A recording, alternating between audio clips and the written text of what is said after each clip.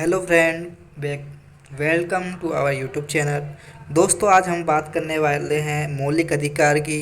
ये एक ऐसा टॉपिक है, चाहे आप किसी भी एग्ज़ाम की प्रिपरेशन कर रहे हो, चाहे आप किसी कॉम्पिटिटिव एग्ज़ाम दे रहे हो या फिर स्कूल की तैयारी में कर रहे हो, तो ये टॉपिक हर किसी के काम का है। मौलिक अधिकार, ठीक है दोस्तों।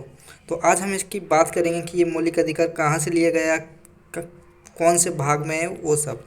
तो बिना कोई टाइम बर्बाद करें हम वीडियो स्टार्ट करते हैं। तो दोस्तों, ये मौलिक अधिकार अमेरिका के संविधान से लिया गया है, ठीक है दोस्तों। और इसका निर्णय भाग 3 के अंदर अनुच्छेद 12 से 35 में है, ठीक है। संविधान के भाग 3 को भारत का अधिकार पत्र कहा जाता है, ठीक है। क्या कहा जाता है? अधिकार पत्र। इसे मूल अधिकार का जन्मदाता भी कहा जाता है, ठीक है। और फ्रांसीसी शब्द में जो मौलिक अधिकार हो तो उसे मैग्ना कार्टा भी कहते हैं, ठीक है। याद रखना, मैग्ना कार्टा भाग 3 के अंदर है, जो प्रयोग कहाँ पे हुआ था? इंग्लैंड में, इसका मैग्ना कार्टा, ठीक है। आगे बढ़ते हैं।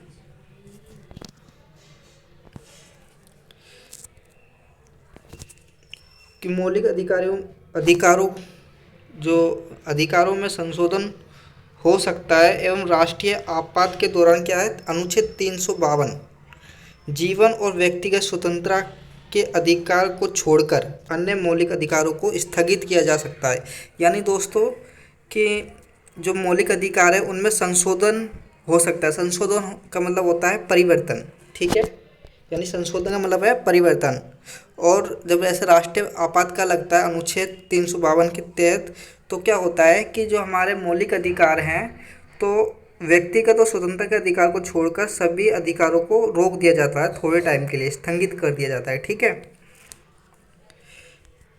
और आगे पढ़ते हैं। ये असीमित नहीं है, लेकिन ये वाद योग्य होते हैं, ठीक है। राज्य उनको युक्त प्रतिबंध लगा सकते हैं। प्रतिबंध का कारण उचित होना चाहिए, ठीक है। नहीं, इसका निर्णय अदालत करती है, ठीक है। उचित के जो भी है। और जो मौलिक अधिकार हैं,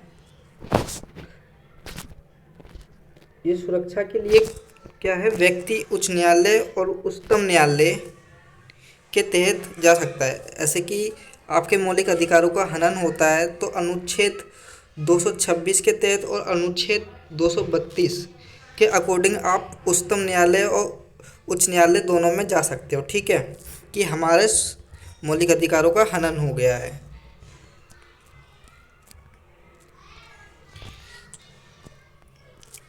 अब बात करते हैं कि मौलिक अधिकार सबसे पहले कितने थे। कि मूल संविधान में जो पहले मौलिक अधिकार 7 थे, ठीक है। लेकिन क्या होता है कि 44वें संविधान संशोधन होता है 1978 में, तो संपत्ति के अधिकार को हटा दिया जाता है, यानी अनुच्छेद 31 को काट दिया जाता है और 19 का को, ठीक है।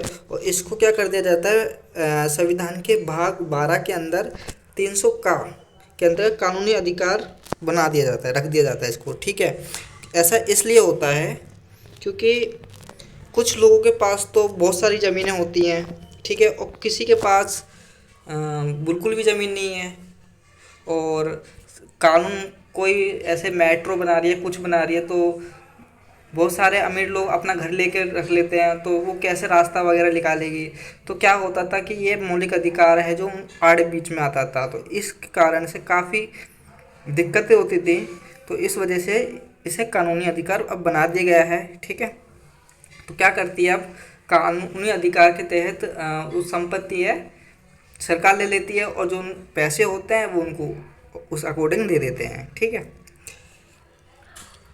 और देखो, नोट क्या है कि 1931 ई में कराची अधिवेशन अध्यक्ष सरदार वल्लभ भाई पटेल, याद रखो दोस्तों, सरदार वल्लभ भाई पटेल, जो कांग्रेस ने घोषणा पत्र में मूल अधिकारों की मांग की, ठीक है। और, और प्रारूप किसने दिया था? अधिकारों को, मूल अधिकारों का प्रारूप जो दिया था, जवाहरलाल नेहरू ने, ठीक है। जवाहरलाल नेहरू ने दिया, याद रखना, क्वेश्चन में आता है।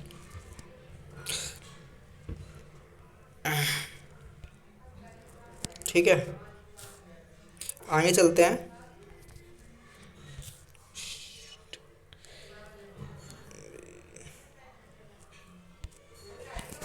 सॉरी यार,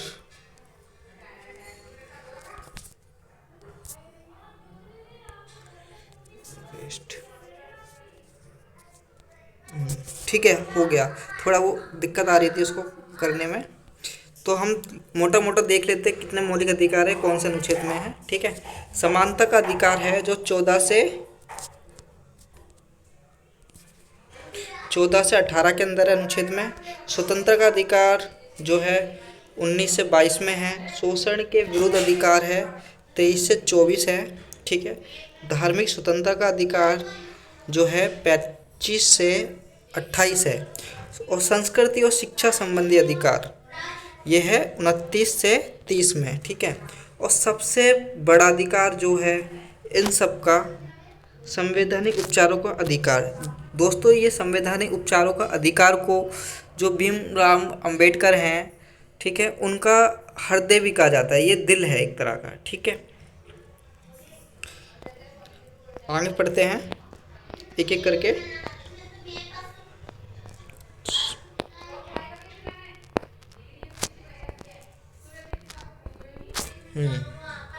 देखो, समानता का अधिकार है जो हमने पढ़ा कि 14 से 18 में है। तो उसके में क्या क्या चीज़ें हैं कि अनुच्छेद 14 में क्या गया है कि राज्य सभी व्यक्तियों के लिए कैसे कानून बनाएगा, समान, तथा उन पर एक समान लागू होंगे। ऐसा नहीं है कि कोई चीज़ आप अमीर के लिए है, कोई चीज़ गरीब के लिए अलग है। ठीक है, कि उनको उधर जाने के, फॉर एग्जांपल के लिए है कि कोई पार्क है, पब्लिक पार्क, उसमें अमीर लोग हैं उनको जाने दिया जाता है और गरीबों को नहीं। जैसा कि आप देखोगे, मर्द पिक्चर देखी होगी आपने, तो उसमें क्या होता था कि अमिताभ बच्चन को जाने से रोक दिया जाता है कि लिखा होता है बोर्ड पे कि डॉग्स नॉट अलाउड। देखी होगी आपने पिक्चर। तो इस तरह का जो असमानता थी उनको दूर करा है।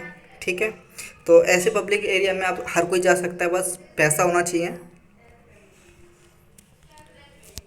आगे पढ़ते हैं। दोस्तों, ये बड़े मस्त अधिकार हैं, क्योंकि हमारा जो देश आज़ाद होने से पहले इन सब के कारण ही काफ़ी देश पीछे रहा। ठीक है, अनुच्छेद 15 में देख लेते हैं कि धर्म, नस्ल, जाति या जन्म स्थान के आधार पर भेदभाव नहीं किया जाएगा। ठीक है, धर्म, नस्ल, जाति, लिंग या जन्म स्थान के आधार पर किसी के साथ भेदभाव नहीं किया जाएगा राज्य द्वारा। ठीक है,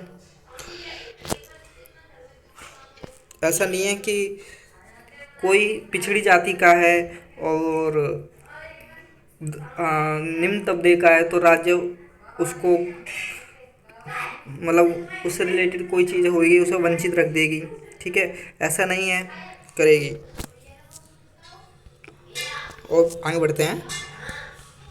अनुच्छेद 16 में क्या है कि राज्य के अधीन पद, नियोजन या नियुक्ति से संबंधित विषय में सभी नागरिकों के लिए अवसर समान होंगे। ऐसा नहीं है कि जैसे कि दोस्तों रेलवे, एसएससी वगैरह की पोस्ट निकलती हैं तो कि अमीरों के लिए है, गरीबों के लिए नहीं है, या पिछड़ी जनजातियों के लिए या मुस्लिम मोमडन है, ऐसा कुछ नहीं है। ठीक है, सब भर सकते हैं, बस योग्यता के अनुसार। ऐसा नहीं है कि भाई हम समान 10वीं पास है लेकिन क्वालिफिकेशन 12th मांगी है तो हमें 12th होना ज़रूरी होगा। ठीक है, और आगे बढ़ते हैं। अनुच्छेद 17 में देखो दोस्तों, ये बार हम बहुत बार पूछा गया है, अस्पृश्यता यानी छुआछूत के उन्मूलन के लिए इसे दंडनीय अपराध घोषित किया गया है कि कोई व्यक्ति आपसे छुआछूत से रिलेटेड को कुछ करता है तो आप उसके विरुद्ध जा सकते हो। और ठीक है, फिर तो आपको पता ही है उसमें क्या होगा उसका। आगे चलते हैं। अनुच्छेद 18, इसमें क्या होता है कि उपाधि होती थी पहले, जैसे आपने अकबर बाबर के बारे में सुना होगा, पढ़ा होगा, तो अलग अलग तरह की उपाधियाँ होती थी उनकी। ठीक है, तो इस तरह की उपाधियाँ उन्होंने क्या कर दिया है, सरकार ने बंद कर दी है। और क्या, और देखो, सेना और विधा संबंधी सम्मान के सिवाय अन्य कोई उपाधि नहीं दी जाएगी सरकार के द्वारा। ठीक है। भारत का कोई नागरिक किसी अन्य देश से बिना राष्ट्रपति की आज्ञा कोई उपाधि स्वीकार नहीं कर सकता। ठीक है। कोई विदेशी आ गया, उसे किसी चीज़ की उपाधि मिली हुई है, उसे अपने देश में मिली हुई है, लेकिन हमारे देश में नहीं है। ठीक है। तो राष्ट्रपति के बिना अनुमति के उसे ऐसा नहीं कहा जाएगा कि ये फलाना दिखाने का उपाधि से उसे पुकारा जाएगा। ठीक है। ऐसा कुछ नहीं है। लेकिन खेल पुरस्कार में कुछ उपाधि, पद्म भूषण वगैरह दिए जाते हैं, जैसे कि नीचे लिखा हुआ है नोट में, देखो, भारत सरकार द्वारा भारत रत्न, पद्म भूषण, ठीक है, पद्म विभूषण, पद्म भूषण, ठीक है, पद्ममार्ग एवं सेना द्वारा परमवीर चक्र, महावीर चक्र, ठीक है, वीर चक्र आदि पुरस्कार अनुच्छेद 18 के तहत दिए जाते हैं। ठीक है। ये इसलिए दिए जाते हैं ताकि जो अपनी सेना है उनका गौरव, वर्चस्व आगे हो। ठीक है। और भी लोग इसके लिए वर्क करें। अब बात कर लेते हैं स्वतंत्रता का अधिकार। स्वतंत्रता का अधिकार जो है 19 से कितना है, मैंने बताया था ना आपको, 19 से 22। ठीक है। आगे चलते हैं स्वतंत्रता के अधिकार पर। अरे शिट दोस्तों, देखो, स्वतंत्रता का अधिकार में क्या है, अनुच्छेद 19 में देखो कि मूल संविधान में 7 तरह की स्वतंत्रता का उल्लेख था, जब अब सिर्फ कितनी है, 6 है। 19F में क्या था, जो संपत्ति के अधिकार को हटा दिया गया है, जैसा कि मैंने आपको बता दिया है। ठीक है। अब उसे कानूनी बना दिया गया है, इस पर हम ज़्यादा चर्चा नहीं करते। 6 अधिकार कौन कौन से हैं वो बात कर लेते हैं स्वतंत्रता के। देखो, अनुच्छेद 1 के अनुसार बोलने की स्वतंत्रता। बोलने की स्वतंत्रता, अब बोलने की स्वतंत्रता का मतलब ये नहीं है कि तुम जाके गालियाँ दो। ठीक है। बोलने की स्वतंत्रता है, लेकिन उसमें भी कुछ प्रतिबंध है कि किसी दूसरे को ठेस नहीं पहुंचनी चाहिए जो आप बातें कर रहे हो। ठीक है। अनुच्छेद बी के अंदर क्या है कि शांतिपूर्वक बिना हथियारों के एकत्रित होने और सभा करने की स्वतंत्रता है। ऐसा नहीं है कि बंदूक वगैरह ले गए और सभा करने पहुंच गए, फालतू बोला, दो विपक्षी वाले को उड़ा दिया। ठीक है। ऐसा नहीं होगा। अनुच्छेद 19 में क्या होता है, संघ बनाने की स्वतंत्रता है। ठीक है। संघ यानी समूह बनाने की स्वतंत्रता है। अपना जैसे फाउंडेशन वगैरह जो होते हैं बड़े बड़े, तो ऐसा भी हम वर्क कर सकते हैं अनुच्छेद 19C के अंदर। अनुच्छेद 19D में देखो, देश के किसी भी क्षेत्र में आ जा सकते हैं। ठीक है। अब देश से किसी भी क्षेत्र में जा सकते हैं हम लोग अपने भारत के, लेकिन ऐसा नहीं है आउट ऑफ कंट्री। वैसे आउट ऑफ कंट्री भी जा सकते हैं, लेकिन इसमें भी कुछ नियम है। जैसे कि फॉर एग्जांपल के लिए कि कहीं लड़ाई चल रही है और आप जब वहाँ पे जाओ, वहाँ पे फिर आपको रोका जाएगा, क्योंकि उससे आपको हानि हो सकती है। तो आप ये नहीं कहोगे कि भाई मेरे को स्वतंत्रता का अधिकार है, मैं कहीं भी जा सकता हूँ। ठीक है। अनुच्छेद 19E में क्या है, देश के किसी भी क्षेत्र में निवास करने और उधर बसने की स्वतंत्रता है। अनुच्छेद 6 में देखो, ठीक है, स्वतंत्रता से रिलेटेड है सारे। ठीक है। अनुच्छेद 19 में कि किसी भी व्यापार और जीविका चलाने की स्वतंत्रता है। कोई भी व्यापार कर सकते हो। ठीक है। जीविका चलाने की स्वतंत्रता है। अब ये नहीं है कि तुम ड्रग्स वगैरह का व्यापार करो जाके। ठीक है। ये इस तरह की चीज़ें अवैध है, कि ऐसा नहीं कि भैया हमें स्वतंत्रता है कोई भी व्यापार करने की। अब देखो ये वाला, देखो, प्रेस की स्वतंत्रता का वर्णन अनुच्छेद A में ही है। ठीक है। अनुच्छेद A के अंदर है, लेकिन सही कि किसी को ठेस ना पहुंचे। प्रेस की स्वतंत्रता का वर्णन बहुत बार पूछा गया है। आगे चलते हैं।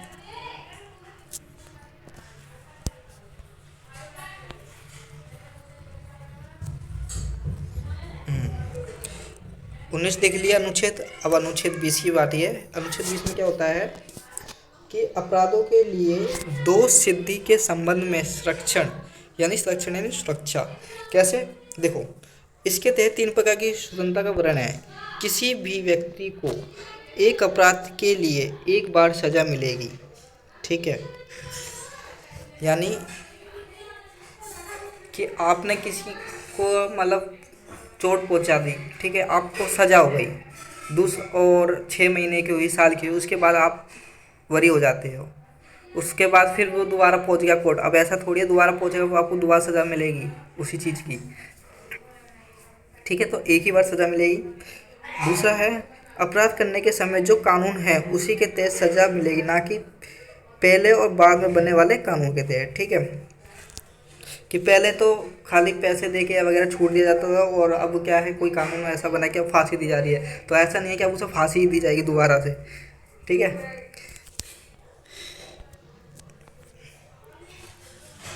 सॉरी दोस्तों, प्रॉब्लम हो रही है पीपीटी से। किसी भी व्यक्ति को बोला कि किसी भी व्यक्ति को सभ्य के विरुद्ध न्यायालय में गवाही देने के लिए बाध्य नहीं किया जा सकता, ठीक है। कनपट्टी में बंदूक रख दिया और बोल दे कि तूने ही खून करा है, बोल है, बोल सांबा। अब देखो अनुच्छेद 21, अनुच्छेद 21 में क्या है, 20 देख लिया हमने, ठीक है। अनुच्छेद 20 का हो गया। अब 21 की बात करते हैं कि प्राण और देह की स्वतंत्रता, यानी किसी भी व्यक्ति को विधि द्वारा स्थापित प्रक्रिया के अतिरिक्त उसके जीवन और व्यक्तित्व स्वतंत्रता के अधिकार से वंचित नहीं किया जा सकता, ठीक है। यानी किसी भी व्यक्ति को विधि द्वारा स्थापित प्रक्रिया के अतिरिक्त उसके जीवन और व्यक्तिगत स्वतंत्रता के अधिकार से वंचित नहीं किया जा सकता।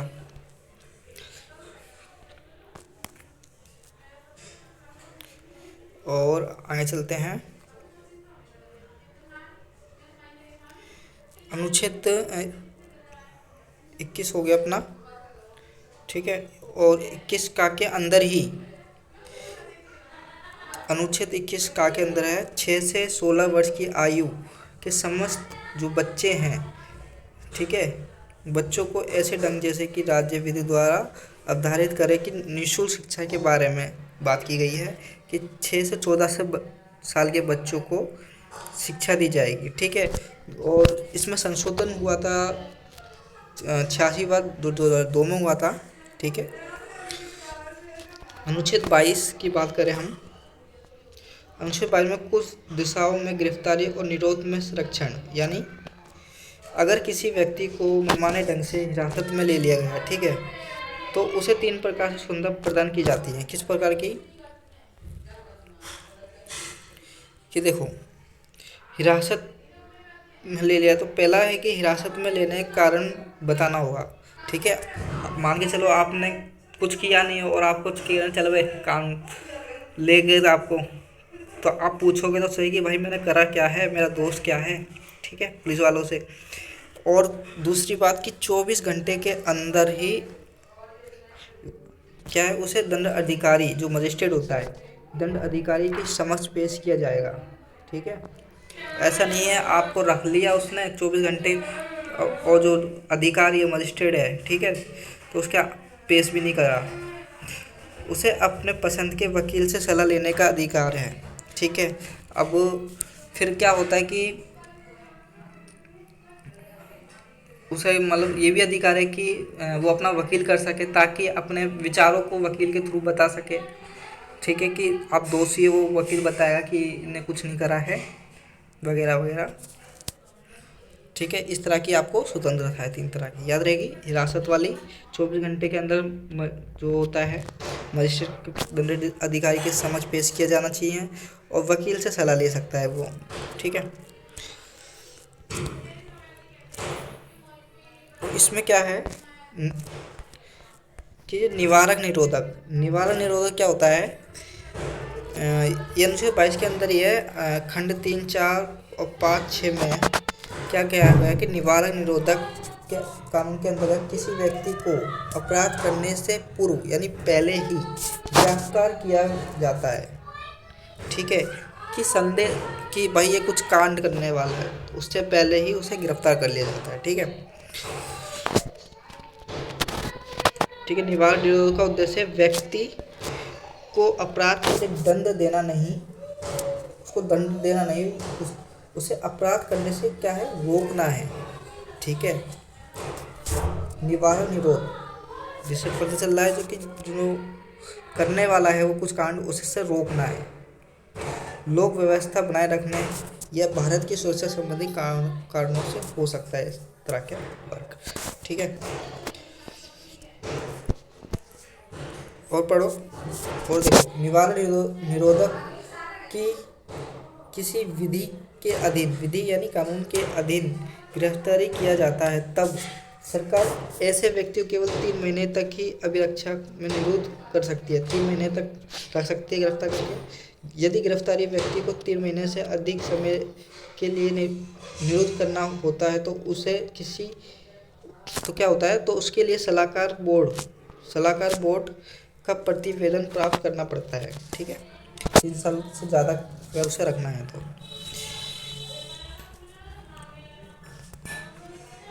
दोस्तों थोड़ा डीपली हो रहा है, टाइम लेकिन काफ़ी अच्छी वीडियो है। ठीक है। ये वाला देखो, शोषण के विरुद्ध अधिकार। शोषण के विरुद्ध अधिकार में क्या हुआ है कि ये अनुच्छेद 23 और 24 है। ठीक है।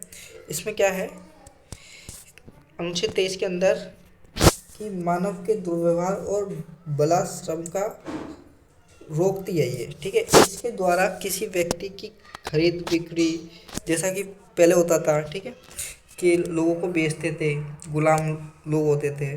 ठीक है। तो अब ऐसा नहीं है। बेगारी तथा इसी प्रकार का जबरदस्ती काम कराना, ठीक है, श्रम निश्चित ठहराया गया है और जिसका उल्लंघन, जैसे कि आपने काम किया और आपको पैसे नहीं दिए, या जो आपने ठहराया था उस हिसाब से आपको पैसे नहीं मिले, इस तरह के काम, ये इस तरह की जो शोषण के विरुद्ध अधिकार है अनुच्छेद 23 के अंदर। ठीक है। नोट देखो कि जरूरत पड़ने पर राष्ट्रीय सेवा करने के लिए बाध्य किया जा सकता है। ठीक है। तो ये फिर ये नहीं होगा कि भाई मेरा तो ये वाला अधिकार कानून हो रहा है, ठीक है, कि दुर्व्यवहार हो रहा है, ज़बरदस्ती काम कराया जा रहा है, वो राष्ट्रीय सेवा होगी। ठीक है। अनुच्छेद 24 देखो, इसमें बालकों के नियोजन का प्रतिषेध, यानी 14 वर्ष से कम आयु वाले बच्चे किसी भी कारखाने या खानों या अन्य किसी जोखिम भरे काम नहीं करेंगे। ठीक है। नियुक्त नहीं किए जा सकते। यानी जैसे कि बहुत सारे कारखाने होते हैं, ठीक है, जहाँ पे तम्बाकू बीड़ी वगैरह बनाई जाती है, बहुत सारी चीज़ें होती हैं जो बम पटाखे वगैरह वाले चीज़ बनाते हैं, ऐसे कारखाने भी होते हैं। तो ऐसी जगहों पे या कोई भी वर्क हुआ तो अब क्या है, सरकार ने 14 वर्ष से कम वाले आयु के बच्चों को मना कर दिया। रीज़न ये है क्योंकि 6 से 14 वर्ष के बच्चों को अब निःशुल्क शिक्षा देना अनिवार्य कर दिया है। ठीक है। उसके तहत क्या हो रहा है, उसकी शिक्षा का हनन हो रहा है। ठीक है। इसलिए ये मना है। अब बात करते हैं धार्मिक स्वतंत्रता। धार्मिक स्वतंत्रता जो है 25 से 28 है। ठीक है। इसमें क्या होता है, धार्मिक स्वतंत्रता के अंदर जो 25 से 28 है, इसमें देखो 25 में क्या है कि कोई रिलेट करके चलना है अपने माइंड में कि कोई भी व्यक्ति किसी भी धर्म को मान सकता है और उसका प्रचार प्रसार कर सकता है। जैसे कि आप मान के चलो कि आप हिंदू हो, ठीक है, और लेकिन आपका मन है कि मोमडन बनने का, आप बन सकते हो और उसका प्रचार भी कर सकते हो। ठीक है। अनुच्छेद 26 में क्या होता है कि व्यक्ति को अपने धर्म के लिए संस्थानों की स्थापना व पोषण करने, ठीक है, विधि समस्त संपत्ति के अर्जन यानी इकट्ठा करने, स्वामित्व प्रशासन का अधिकार है। यानी कि आपने देखा होगा वो बहुत सारे मंदिर बने होंगे, ठीक है, यानी हम मंदिरें बना सकते हैं। और देखा होगा भंडारे वगैरह होते हैं, ठीक है, और उनके लिए हम चंदा वगैरह भी मांगते देखा होगा लोगों को। ठीक है। उनका कुछ प्रवचन वगैरह भी देखा होगा सुनाते हुए। तो इस तरह की जो चीज़ें हैं किसके अंदर आएंगी, अनुच्छेद 26 के अंदर आती हैं। ठीक है, यानी संस्थानों का निर्माण, संपत्ति का अर्जन, ठीक है, पाल यानी खाना खिलाना वगैरह। ठीक है, ये सारा किस में आता है, अनुच्छेद 26 के अंदर आता है। अनुच्छेद 27 में क्या है कि राज्य किसी भी व्यक्ति को ऐसे कर देने के लिए बाध्य नहीं कर सकता जिसकी आय किसी विशेष धर्म अथवा धार्मिक संप्रदाय की उन्नति या पोषण में व्यय करने के लिए विशेष रूप से निश्चित कर दी गई है। यानी बोल रहा है कि राज्य किसी भी व्यक्ति को ऐसे कर दे रहे हैं, ठीक है, कि राज्य किसी भी धर्म को लेके ये नहीं कहता कि तुम कि इतने पैसे दो, ठीक है, आपकी इच्छा है तो दो, नहीं तो मत दो। ठीक है, वो आपके ऊपर है। अनुच्छेद 28 के अंदर क्या है कि राज्य विधि से पूर्ण पोषित किसी शिक्षा संस्था में कोई धार्मिक शिक्षा नहीं दी जाएगी। ठीक है, जो सरकारी स्कूल वगैरह होते हैं, ठीक है, वहाँ पे किसी धर्म, एक पार्टिकुलर धर्म से रिलेटेड कोई शिक्षा नहीं दी जाएगी। ठीक है, वहाँ पे समान शिक्षा दी जाएगी, ऐसा कोई धर्म से रिलेटेड शिक्षा नहीं दी जाएगी। ठीक है, और ऐसे शिक्षण संस्थान अपने विद्यार्थी को किसी धार्मिक अनुष्ठान में भाग लेने या किसी धर्म उपदेश को बुला सुनने हेतु बाध्य नहीं कर सकता। ठीक है, और ना ही ऐसे शैक्षिक संस्थान जो होते हैं कि जो विद्यार्थी हैं, ठीक है, ऐसा कर सकते हैं। ठीक है, कि ऐसे शिक्षण संस्थान जो अपने जो विद्यार्थियों को किसी धार्मिक अनुष्ठान में भाग लेने या किसी धर्म उपदेश, ठीक है, किसी मतलब धर्म से रिलेटेड बातें बताने के ऊपर उसकी इच्छा है बोलना है कि ना बोले। ठीक है, ऐसा नहीं है कि भाई तू बोल, ऐसा नहीं है, उसकी इच्छा है नहीं बोलेगा। अब बात करते हैं, ठीक है, ये याद रखना, धार्मिक शोषण से विरुद्ध अधिकार, धार्मिक स्वतंत्रता का अधिकार हो गया 25 से 28। अब बात करते हैं संस्कृत शिक्षा का अधिकार 26 से 29 से 30 है। ठीक है, इसमें क्या होता है, वैसा पता चल रहा है संस्कृति और शिक्षा का संबंधित अधिकार क्या है कि अल्पसंख्यक वर्गों के हितों का संरक्षण, यानी अल्पसंख्यक यानी जो कम लोग हैं, ठीक है, उनके हितों का संरक्षण करना है। किस तरह से करना है वो देखते हैं। कोई भी व्यक्ति अल्पसंख्यक वर्ग अपनी भाषा, लिपि और संस्कृति को सुरक्षित रख सकता है। ठीक है, केवल भाषा, जाति, धर्म और संस्कृति के आधार पर उसे किसी भी सरकारी शैक्षिक संस्थान में प्रवेश से नहीं रोका जा सकता। ठीक है, ऐसा नहीं है कि वो मलयाली बोलता है या कोई भी भाषा बोलता है या लिखता है या वो नीची जाति का है तो उसे कोई पार्टिकुलर कोई सरकारी शिक्षा मतलब संस्था वो है जॉब वगैरह तो तुम रोकोगे, ऐसा कुछ नहीं है, सबके लिए समान अवसर दिए गए हैं। ठीक है, और देखो दोस्तों, नोट देखो कि वर्तमान में 6 समुदाय, ठीक है, जैसे कि मुस्लिम, पारसी, ईसाई, सिख, बौद्ध एवं जैन को अल्पसंख्यक वर्गों का दर्जा दिया गया है। ठीक है, याद रखना कितने, 6 समुदायों को। अल्पसंख्यक समुदायों के विकास को सुनिश्चित आधार प्रदान करने के लिए 2005 में तत्कालीन केंद्र सरकार द्वारा प्रधानमंत्री का 15 सूत्रीय कार्यक्रम प्रारंभ किया गया है। ठीक है, शुरू किया गया है। अब अनुच्छेद 30 की बात कर लेते हैं कि शिक्षा संस्थानों की स्थापना और प्रशासन करने का अल्पसंख्यक वर्गों का अधिकार, यानी कोई भी व्यक्ति अल्पसंख्यक वर्ग अपनी पसंद की शिक्षा संस्थान चला सकता है। ठीक है, और सरकार उसे अनुदान देने के लिए भी, जैसा कि आपने देखा होगा जो चर्च होते हैं मुस्लिम लोगों के होते हैं तो अपने जो शिक्षा वगैरह उनको दी जाती है। ठीक है, तो उनको अधिकार है किसके तहत, अनुच्छेद 30 के तहत। अब बात कर लेते हैं संवैधानिक उपचारों का अधिकार। ठीक है, ये क्या है, सबसे पहले इसे देखते हैं। अगर दोस्तों अगर ये अधिकार नहीं होगा ना तो जितने भी हमने पढ़े अधिकार वो सब निरस्त हो जाएंगे, खराब हो जाएंगे, एक तरह से ये कह लो, क्योंकि ये हमारे जितने भी अधिकार है उनकी क्या करता है, सुरक्षा लेता है, गारंटी लेता है, ठीक है। तो इसे क्या कहा जाता है, जो संवैधानिक जो उपचारों का अधिकार है, जैसा कि मैंने पहले भी बताया कि डॉक्टर भीमराव अंबेडकर ने इसे क्या कहा है, संविधान की आत्मा कहा है, ठीक है। क्या कहा है, संविधान की आत्मा। जैसे तुम्हारी आत्मा है ना, तुम्हारे अंदर अगर आत्मा है, अगर आत्मा चली गई तो तुम्हारा शरीर क्या हो जाएगा, मट्टी, कुछ भी वर्क नहीं करेगा। इसी तरह ये है, ठीक है। तो इसके अंदर क्या होता है, ये अनुच्छेद 32 के अंदर, ठीक है, इसके अंतर्गत मौलिक अधिकारों को प्रवर्तित करने के लिए समुचित कार्रवाई द्वारा उच्चतम न्यायालय में आवेदन करने का अधिकार प्रदान किया गया है, ठीक है। यानी आपके कोई भी जितने 6 मौलिक अधिकार बताए गए हैं, किसी भी अधिकार का धन होता है तो भगते भगते पहुंच जाना सीधे उच्चतम न्यायालय में, ठीक है, हाई कोर्ट या सुप्रीम कोर्ट में बोल देना भैया हमारा अधिकारों का हनन हुआ है जी, ऐसा ऐसा है, ठीक है। तो कैसे इसमें रिट जारी करते हैं, ठीक है, 5 तरह की रिट दी गई हैं।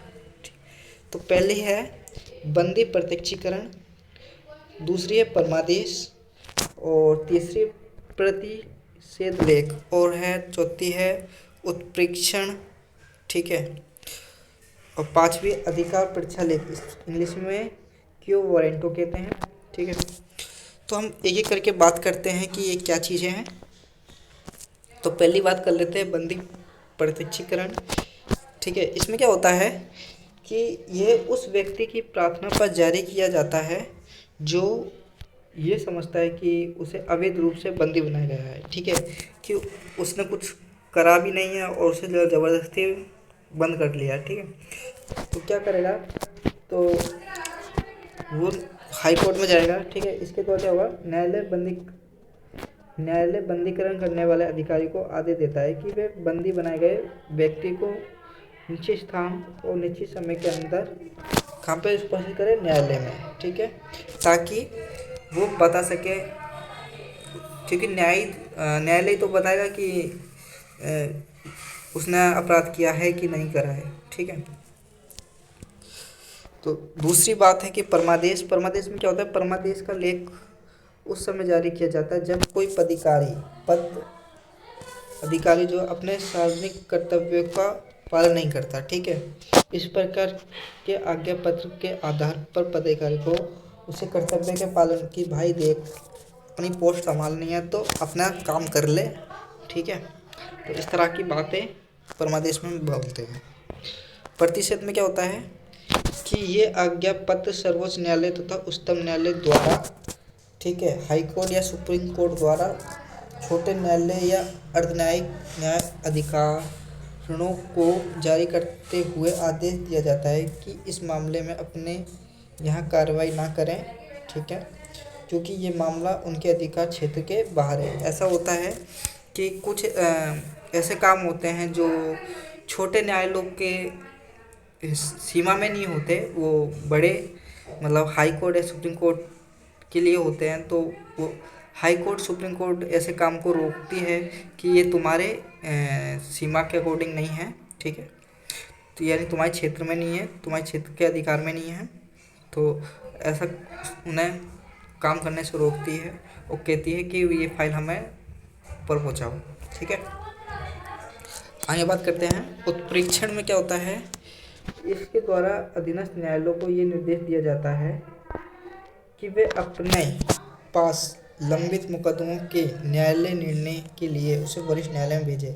यानी लंबित मुकदमे, लंबित यानी क्या होता है कि कुछ फाइलें होती हैं दब जाती हैं, उन पर मुकदमे के बारे में कोई कार्रवाई नहीं हो रही है, तो क्या करता है वरिष्ठ जो सुप्रीम कोर्ट वगैरह है तो वो अब फाइल मंगवाता है, क्योंकि वो, ठीक है।